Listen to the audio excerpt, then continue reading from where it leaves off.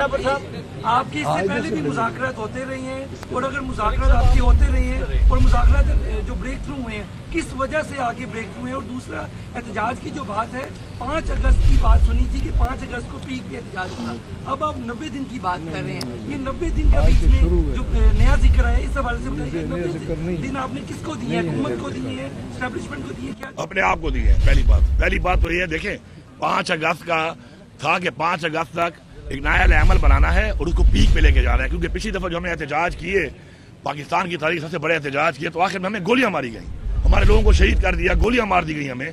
तो उसके बाद अब नया अमल बनाकर हम ऐसा करेंगे कुछ कि उसको 5 अगस्त तक पीक पे ले जाएंगे अपने पॉलिटिकल तरीकाकार से, अपने आइन और कानून के अंदर रहते हुए। उसके बाद 5 के बाद हमने क्या फैसला करना है वो हमने 5 को पीक का कहा है। हमने कोई ये नहीं कहा कि 5 कोई डेडलाइन है।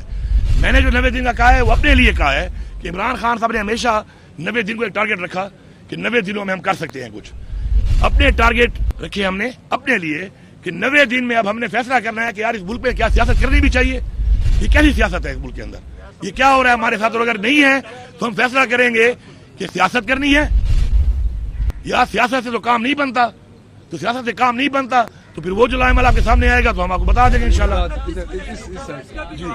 कैटेगोरिकली बात बताइएगा, आप उन लोगों में शामिल हैं जिनके बारे में ये कहा जाता था कि खान साहब ने आपको भी इजाज़त दी हुई है बातचीत करने की, क्या मुकम्मल डेडलॉक हो गया कि अब पाकिस्तान के ताकतवर इदारे आपसे बात करने को तैयार नहीं है, तो उसके बाद आप सड़क का रास्ता इख्तियार कर रहे हैं?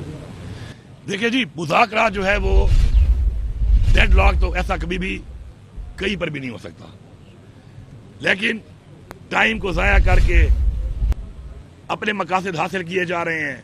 हमारी रिजर्व सीटें भी ले ली, उसके बाद अभी हमारे पे और केसेस बनाए हुए हैं, उनके ऊपर डेडलाइनें दे दी कि तब तक फैसले करो, सारे जेली केस हैं। तो उसके मुताबिक अगर हम इनकी बात के ऊपर यकीन करके इनकी टाइम लाइन पे चलें तो हमें सूट नहीं कर रहा। हमारे डिमांड नुकसान उठा चुके हैं। अब जहाँ तक बात है मुज़ाकरात के हवाले से, हम दो पर बात करते हैं, हमने कभी भी छुपी हुई मुलाकात नहीं की। मैं अपनी ज़ात का बताऊं, अगर मेरी कोई सरकारी मीटिंग भी होती है तो मैं सरकारी मीटिंग में भी अपनी पार्टी का एजेंडा, इमरान खान का मसला, पार्टी का मसला जरूर उजागर करता हूं। ये मेरा इखलाकी फर्ज है, लेकिन उसका रिजल्ट नहीं आ रहा। तो अब जब रिजल्ट नहीं आ रहा तो इसलिए हम ओपन अभी ऑफर दे रहे हैं कि आओ बैठो, बात करो, करनी है तो करो, नहीं करनी अपने काम पे हम भी लग गए हैं। हम भी अपने काम पे लग गए हैं, हमने भी अपनी टाइम लाइन और टारगेट रख लिए हैं। आपको भी हमने ऑफर दी हुई है, आए अगर बैठ के बात हल होगी ठीक है, नहीं होगी सड़कों पर आईनी तौर पर एहतजाज करना, अपना हक मांगना मेरा आईनी हक है। मुझे जलसों की इजाजत दी जा रही। अब मैं कल लाहौर में हम जलसा करने के लिए इजाजत मांगेंगे, हमें जलसा की इजाजत दी जाए।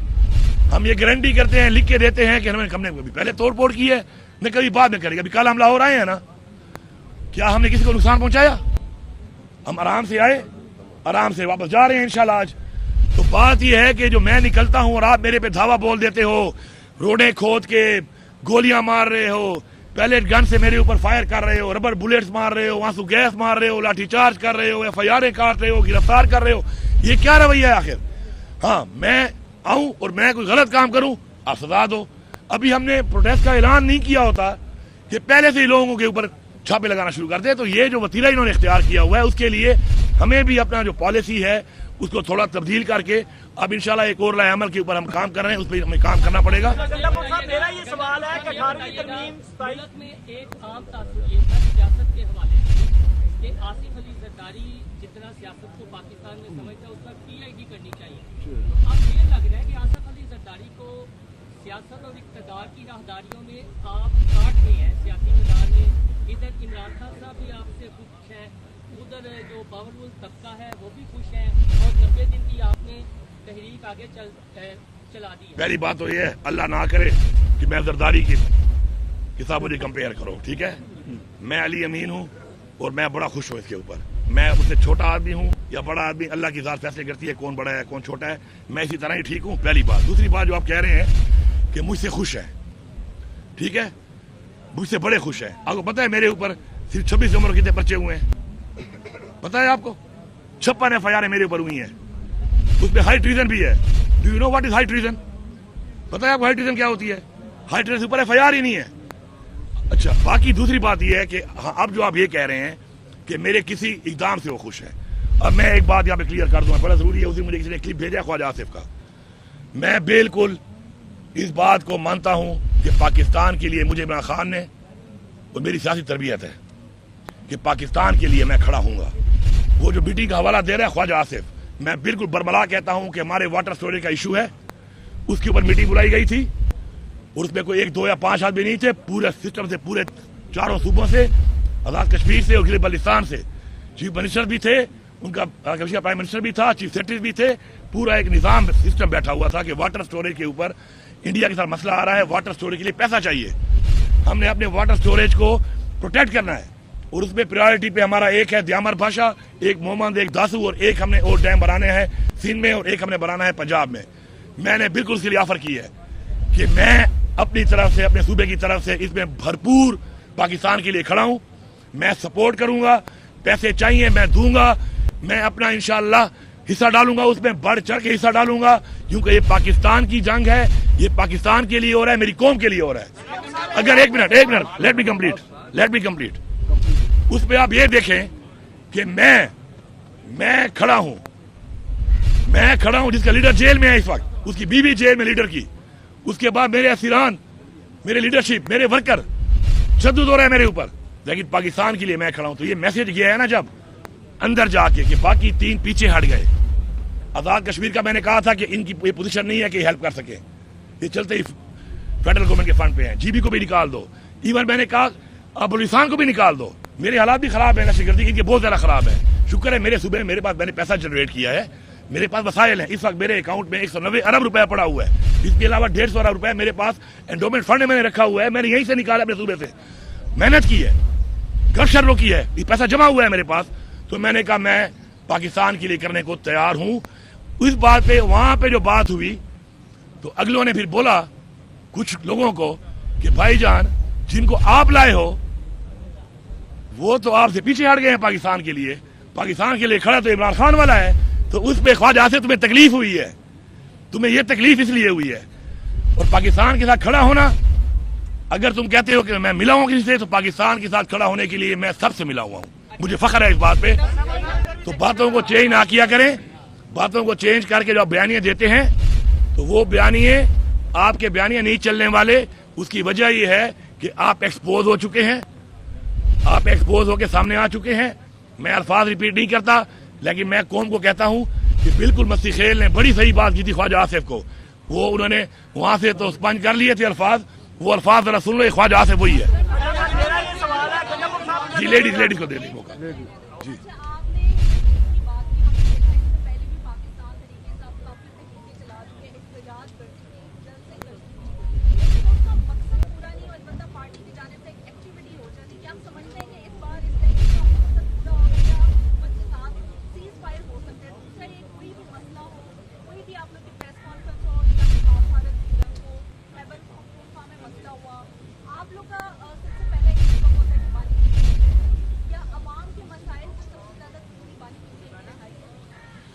پہلی بات تو یہ کہ بانی پٹھائی کی رہائی نہایت ہی ضروری ہے.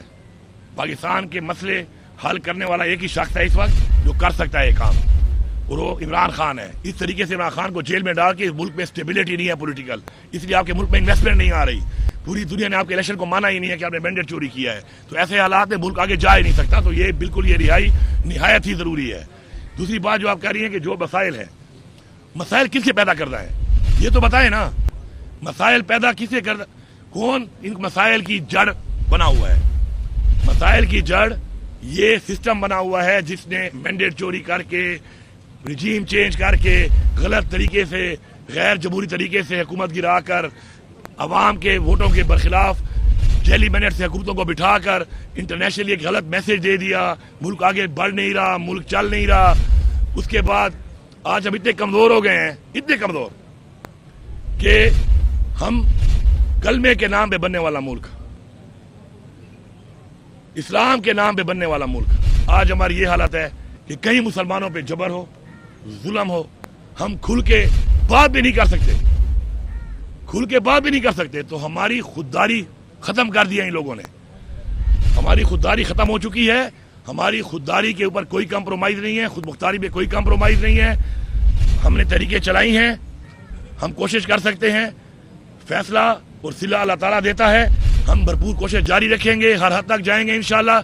और मैं आपको यही बता दूं कि हजूर पाक सल्लल्लाहु अलैहि वसल्लम जैसी हस्ती भी जो अल्लाह के महबूब और अल्लाह का पैगाम लेके आए थे, उनको भी कितने साल लगे और चंद सौ लोग मुसलमान हुए सिर्फ।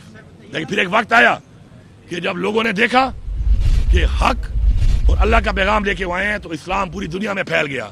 फिर क्या हुआ, हम मुसलमानों ने उनका रास्ता छोड़कर हम किसी और रास्ते पे चल पड़े। आज फिर मुसलमान पूरी दुनिया में उनको मारा जा रहे हैं, मार खा रहे हैं। तो हमें अपनी इस्लामी तारीख सीखना पड़ेगा। अमर बिल मारूफ का हमें हुक्म है, हक के साथ हम खड़े होंगे और हमारा ईमान है कि जीत हक की होगी।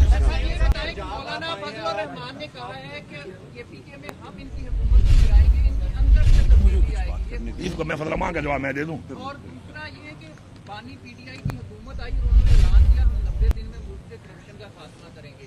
90 दिन में लूटा हुआ पैसा अंदर लाएंगे, उसमें कोई ऐलान पूरे हुए और आपका 90 दिन का जो बानी पीटीआई का रहाई का ऐलान है ये किस तरह पूरा करेंगे? क्या जेल छोड़ेंगे, क्या करेंगे? सर ऐड कीजिएगा मौलाना हुसैन की शहादत के हवाले से। जी पहली बात आप ये सुने। आप पहले मैं उसकी बात करता हूँ। अभी हमारे एक बाजोड़ में हमारे मौलाना साहब को शहीद किया गया।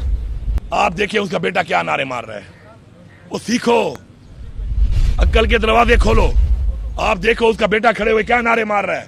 एतमाद खत्म हो गया है, इदारों पे एतमाद नहीं है, तो इससे कोई सीखना चाहिए। दूसरी बात जो आप कह रही है मौलाना फजल रहमान की, मौलाना फजल रहमान के बारे में मुझे टाइम में कहा गया कि जी आप इसके बारे में कोई बात ना किया करें। मैं नहीं करता,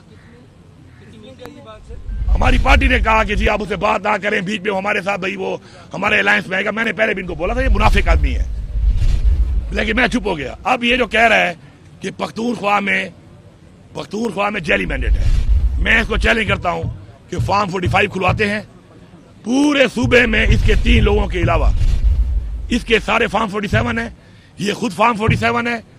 और मैं यही बताना चाहता हूं पूरी कौम को कि मौलाना साहब अंदर से अभी भी मिला हुआ है। और ये जो बातें कर रहा है, तो मौलाना साहब मैं तेरी औकात देखना चाहता हूं। तू तगड़ा हो जा, तू तगड़ा हो जा, तू आगे गिरा ले, तू आगे गिरा ले। तेरी तकलीफ का मुझे अंदाजा है। तुमने इस्लाम के नाम पे वोट लिया, इस्लाम के नाम पे वोट लेने के बाद पख्तूनख्वा के लोगों के सेंटीमेंट जरा ज्यादा हैं, प्रो इस्लामिक ज्यादा हैं। उधर तुमने उनको बेवकूफ बनाया हुआ था। इमरान खान ने साबित किया कि वो इस्लाम का सफीर है। उसने इस्लाम का मुकदमा पूरी दुनिया में लड़ा, नामूस रिसालत का मुकदमा लड़ा। लोगों को पता चला कि तुम सिर्फ धोखा दे रहे हो, तुम्हें लोगों ने धुतकारा, ठुड्डे मार के निकाला, इमरान खान को सपोर्ट किया। आज तेरी हालत ये है, अपने हल्के में तेरी जमानत जब्त है, वो भी जब मैं ना हूं, तेरी जमानत जब्त है। औकात तेरी ये रह गई है, अपने हल्के में तू इलेक्शन नहीं लड़ सकता। फॉर्म 47 से आया, तू बलूचिस्तान से हुआ है, बातें तू पख्तूनख्वाही कर रहा है। तू बैठा है जहां पर इस वक्त, तू खुद फॉर्म 47 पे है, तू जेली मैंडेट की बात कर रहा है। अच्छा एक और काम भी कर लेते हैं। मौलाना साहब कहते हैं ना जेली मैंडेट है। मैं अभी आज फिर चैलेंज करता हूं मौलाना साहब, आपको पहले मैंने हराया गैर मौजूदगी में, फिर मेरे भाई ने हराया। आज ये तुम्हें चैलेंज है, हर पोलिंग पे इस्तीफा देगा तू और मेरा भाई। तू जीत गया, मैं सियासत छोड़ दूंगा, तू सियासत छोड़ेगा, तू नमाज पढ़ाएगा। इसके बाद पता तेरे पीछे नमाज भी होती है कि नहीं होती, जनाजे पढ़ाएगा, वो पता नहीं होता है कि नहीं होता, इसे कोई बुलाएगा भी नहीं। इस चैलेंज को कबूल करने की दम है, जरूरत है मौलाना साहब, आ जाओ। और मैं सारे टीवी चैनल्स को लाइव कवरेज दूंगा। नहीं है कोई 300 कितने पोलिंग है ना, कैमरे लगाऊंगा।